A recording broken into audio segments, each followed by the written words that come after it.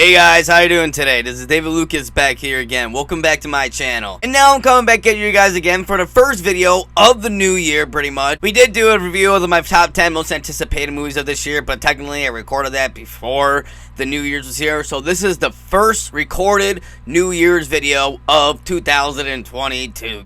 Now, of course, you guys already know, then you know that this is the year of the Batman, guys. Finally, after like 5 years pretty much of waiting for this movie since it was first announced. It's honestly so crazy to think that we're already here, guys. We're already here about to see the Batman in just a few months now. It's honestly mind-blowing. But now, just like with what we were doing with the Spider-Man movies when the No Way Home was coming out, we reviewed all the Spider-Man movies leading up to No Way Home. So just like with that, because you guys know I love Batman and you know I have so much anticipation going up for this movie, we're going to be doing a whole rewatch of all the live action Batman movies. That's the Tim Burton movies, the Joel Schumacher movies, and then we're going to go to the Christopher Nolan movies to final out with it. We're doing it. We're finally going here. We're going to rewatch all the Batman movies together. I love it. I can't wait. Let's do this. And of course, starting out with all the Batman reviews, we got to start out with the very first one that came out, and that is, of course, the classic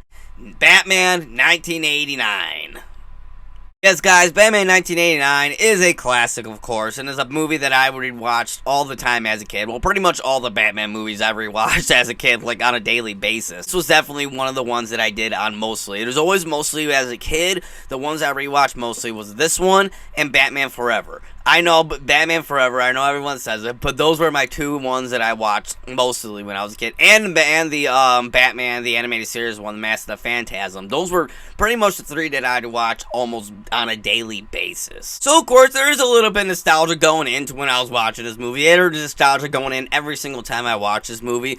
But that being said, there are some things in here that I don't like. Yeah, of course, I like this movie a lot. It is probably one of my favorite Batman movies, Batman 1989.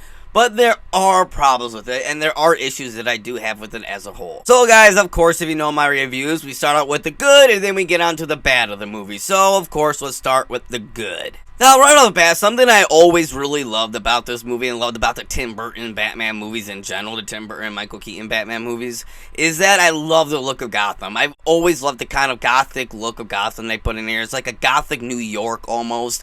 And even though I do like it when Gotham does feel like its own kind of thing, this does feel like a very much New York Gotham, but at the same time, it does have a lot of Tim Burton-esque stuff to it, which I feel like Tim Burton's style just automatically kind of fits in with the overall kind of Gotham, kind of gothic look that you want for Gotham. And I just love it. I love the lights that you got going on here. I love the kind of oversound of the city and the water. And then when you actually get into the city and you walk through all the streets and you see the people and you see all the billboards and just the way how everything is set up, it really does scream Gotham City.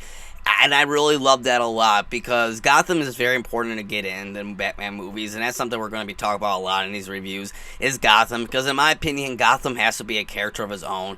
And even though this isn't a fully, like, a character of his own in a city, I feel like this Tim Burton's Gotham City, like even this one and in Batman Returns, I think is one of the better Gotham cities, I feel like. It makes me want to even live in there, and that's something that you really got to do with Gotham City. You got to make you want to live in there. And when I'm seeing this, I'm like, I want to live in there. I want to go in there.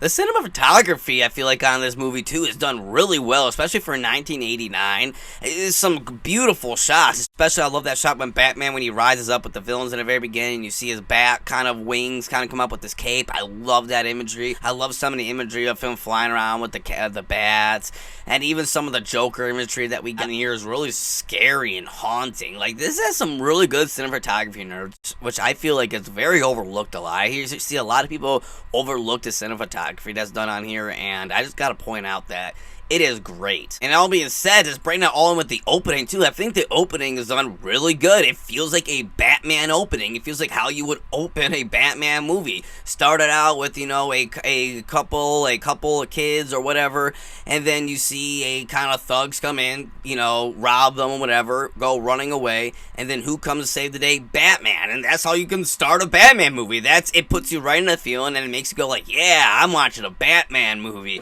every single time that movie starts, I always get that feeling because of just how good the opening is. It's like one of the perfect openings for what you can do for a Batman movie, in my opinion. And now let's talk about Michael Keaton as Batman. Now, I actually really do love Michael Keaton's version as Batman. I think his version as Batman is really good. I love his Batman voice. I love how he looks in the cowl. I love how he looks in a suit. I like how he's more smaller, more agile type of kind of Batman. I really like that a lot. And too, with his Batman is pretty dark and pretty menacing. Like, every time, even as a kid, I remember looking at Michael Keaton's Batman, I would get afraid sometimes. Like, he actually truly does look menacing at times as Batman.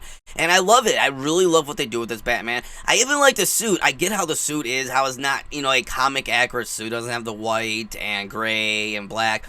I get it. But before, what we seen Batman was, we seen the Adam West stuff. And Adam West was very goofy and very comic booky and stuff. And for this movie, what they were trying to do, even from the first place, was to go away from that. They wanted to bring the Batman to serious, like how he was in the comic books, how he was very serious in the comic books.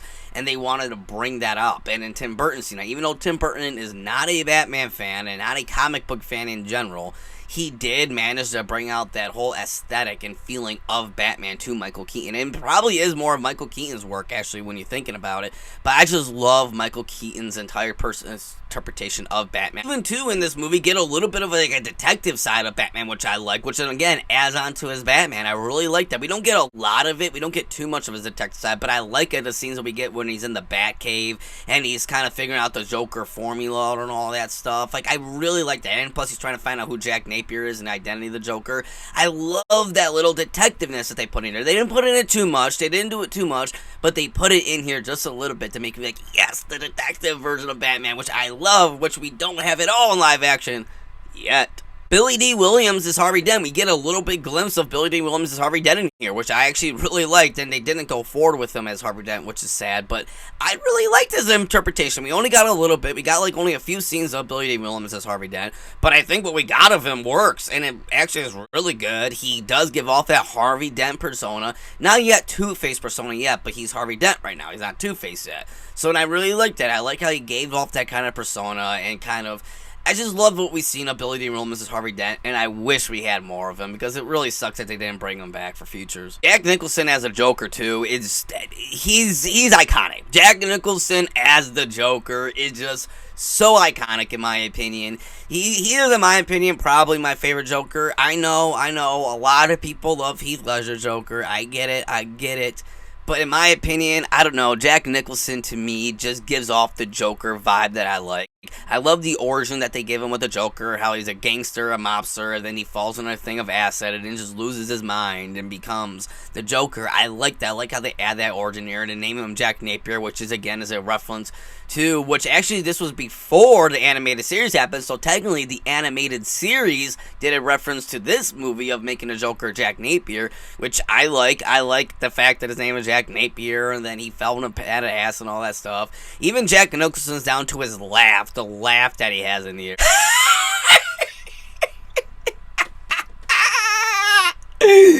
Now get out of here!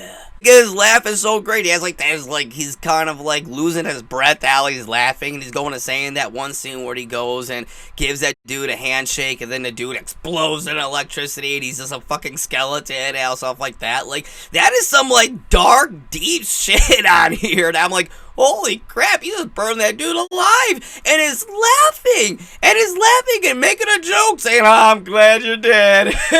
I'm glad he's dead.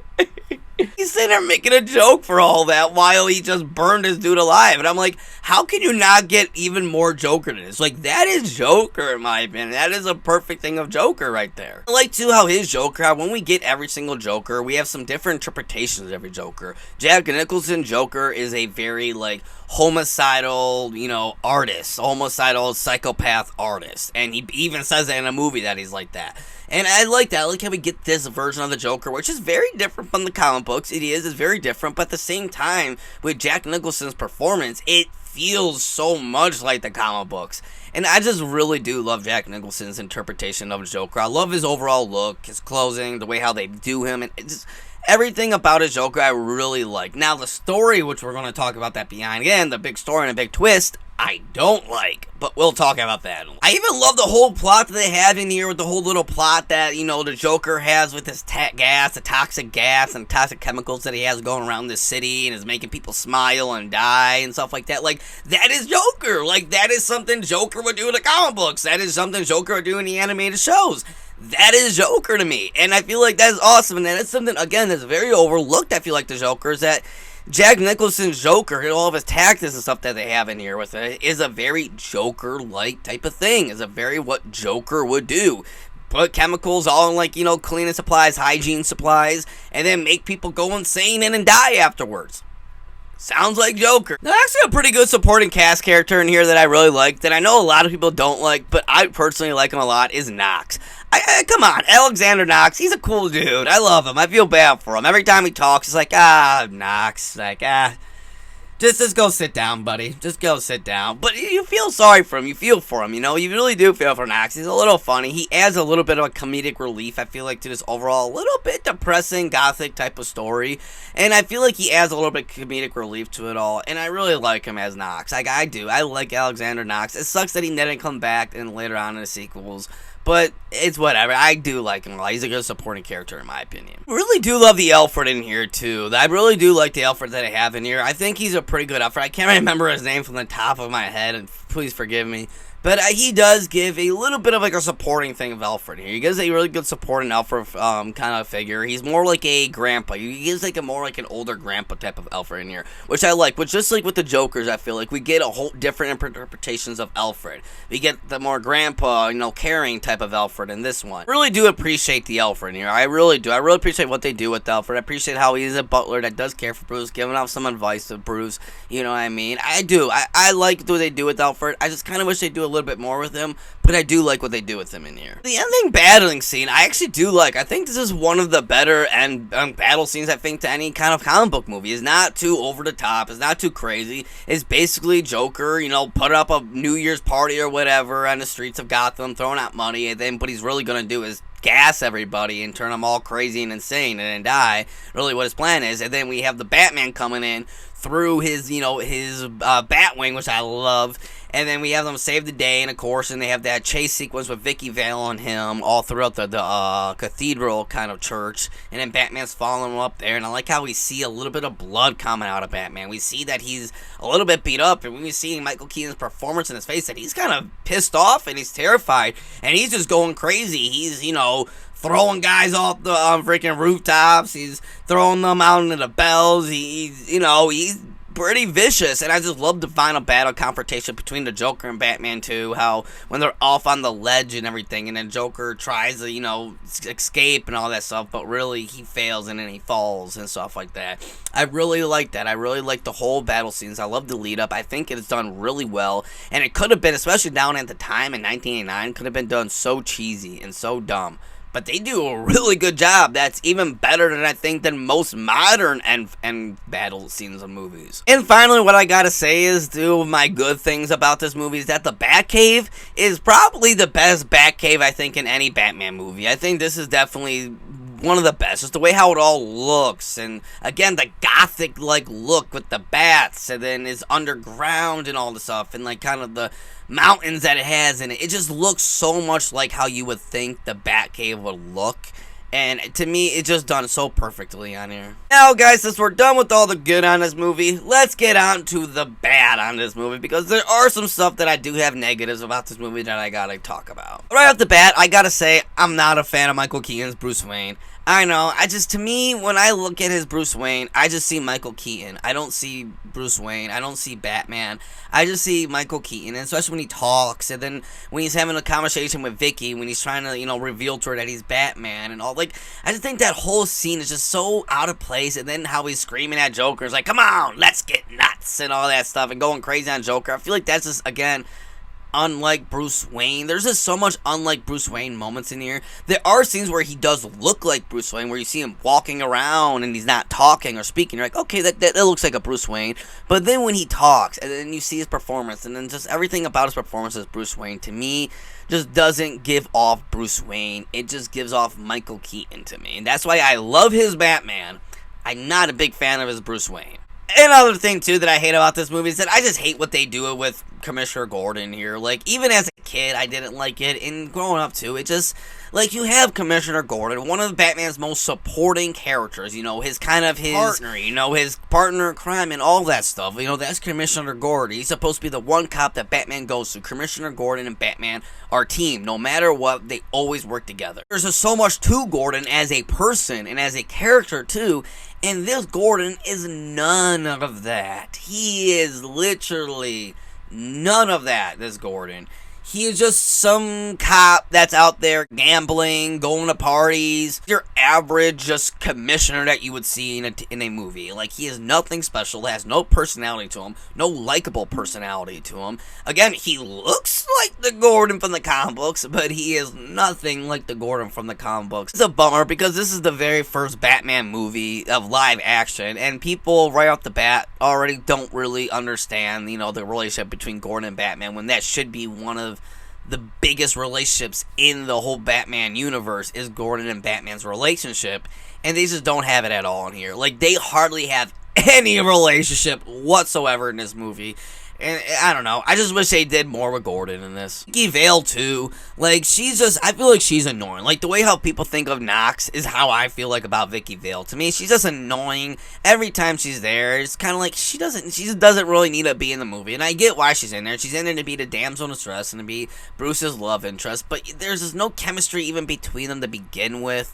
And it's just, to me, Vicky Vale does not work in here. I would honestly rather just see Knox throughout this movie and not even deal with Vicky Vale. Because to me, she just doesn't even need to be in this movie whatsoever. When you go to think about this movie, too, like, when you, at the end of the day, when the movie's all finished with, you kind of sit and think, and it's like, what is the plot between this movie? Because there really isn't an actual plot, per se, throughout this movie. It's more just things happen, and then Batman is there to save the day, you know, Joker's there, Batman's there to save the day, and that's pretty much the plot. And I get what they did, which I'm going to get onto literally right after this. They try to make some plot, try to make some story with this big twist at the end, and it just didn't work at all. So let's get on to that big twist at the end that I do not like. They make a twist in this movie, which I guess, of course, if you guys seen this movie, you guys know.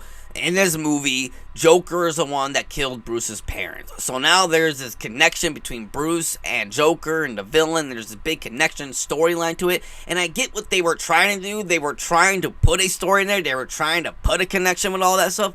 But it just does not work. Because for one, it goes completely against the source material and what the source material is supposed to be like. And two, it kind of ruins the whole relationship between Batman and Joker, I feel like. Like, they're supposed to be kindred spirits that's just somehow laundered upon the same path. But in this, they're the ones that created each other. Joker created Batman by killing his parents, and then Batman created Joker by throwing him off the ledge of the acid. And now they create each other, so now there's this big connection, and which is trying to make a story out of it, but it just does not work, because it doesn't fit the characters at all. And then, at that end of the day, when you do that, then there's not really a good story at the end of the day. So when you go and think about it, you're like, there's no story to this, and the twist that they try to do in it just does not work at all, because it goes completely against the characters and the lore, and just everything about who these characters are supposed to be. It just goes against it. And it's just so bad. It's a really horrible twist that really does not fix the other problems that this movie has. And it's just, to me, is a really bad twist that I wish they did not do at all. One last thing, too, that always pissed me off about this movie, and it actually did piss me off a lot, was the fact that Alfred just lets Vicky Vale into the Batcave and just reveals the identity of him as Batman without any consent from Bruce. And Bruce is just, okay, I don't care. It's fine. What the hell? No, that would never happen. Alfred, for one, would never let Vicky Vale, out of all people, out of anyone, Vicky Vale, a freaking reporter, in the Batcave, and Bruce would never let Alfred do that. If Alfred did that, Bruce would probably fire Alfred right there on spot and be like, what the hell are you doing, Alfred? You never consented to me about this. But it's all fine. It's all fine and dandy when he does it. It's like, okay, what the hell? It's so bad. I don't like that at all. So, guys, at the end of the day, my overall thoughts are Batman 1989, directed by Tim Burton, starring Michael Keaton as Batman. It is that it is a good first live action Batman movie at the end of the day. It does have problems to it. It does lack being an actual cohesive movie and an actual good film in general. But it does give off the Batman vibes that you want. And it does make you excited for Batman. And does get you more intrigued to the Batman world. Especially again for the very first live action Batman movie. It does its job in delivering a good Batman movie. And that's really all you can ask for in this. I love Michael Keaton as Batman. I love his interpretation as Batman. I love his costume as Batman. I love Jack Nicholson as the Joker in here. I am not a fan of Michael Keaton's Bruce Wayne, though, I gotta say. Michael Keaton's Bruce Wayne I do have problems with. But Jack Nicholson Joker all the way through as Jack Napier and the Joker I really like. They do have a really bad twist at the end of this movie that does kind of hinders on the overall plot that they're trying to give out through this movie, and it's just really bad, the twist. But at the end of the day, like I said, it is a good, fun Batman movie, and that's really all you can ask for a first live action Batman movie, in my opinion. So my overall scoring, what I'm going to give Batman 1989 is a solid 7 out of 10, guys. Yes, guys, a 7 out of 10, which I'm going to have to give Batman 1989, directed by Tim Burton, starring Michael Keaton as Batman and Bruce Wayne. So, guys, let me know down in the comments section below, and let me know your thoughts on it. Do you guys like Batman 1989? Do you don't like it? Do you like me, where you're just kind of in the middle of it, where you think it's a good Batman movie, but when you're really thinking of it as, like, an actual film, it is pretty bad. So, let me know down in the comments section below, and let me know your thoughts on it. Of course, guys, give this video a like if you like this video, because it does help out a lot when you guys help this video. It really does help the algorithms and all that. So, make sure you like this video, because it helps me out a lot. And of course, guys, if you like this video and other videos on my channel, make sure you subscribe to my channel. That helps out a lot, too. Go ahead. It's easy. It's free. Go subscribe. Please, it helps a lot. And of course, until next time, guys, we'll see you later.